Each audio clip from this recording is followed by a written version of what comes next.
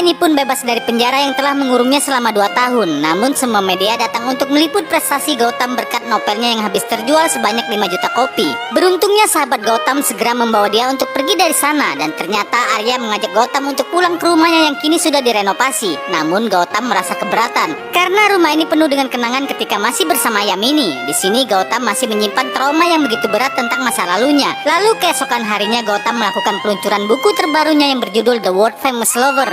Dia dibayangi oleh Yamini yang datang ke acara tersebut bersama suaminya sambil menggendong anak. Bayangan itu semakin menyiksa perasaan Gautam hingga dia menangis. Tiba saat Gautam memberikan kesimpulan karena di dalam novel itu ada yang belum terselesaikan ceritanya, dan semua adalah akhir dari semua novel yang dia tulis.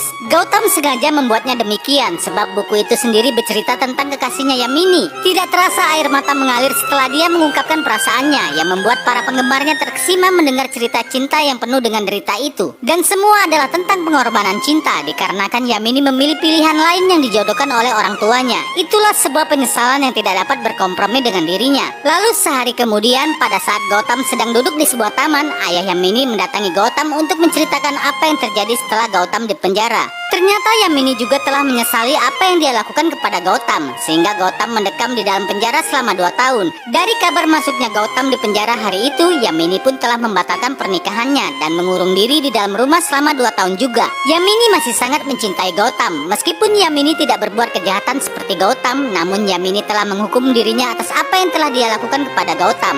Yamini tidak berani untuk menemui Gautam, sehingga Gautam salah menduga jika Yamini sudah bahagia dengan suami yang dijodohkannya. Sebab Yamini tidak akan bahagia jika bersama orang lain. Dengan demikian, ayah Yamini sudah pasrah dan akhirnya merestui hubungan mereka.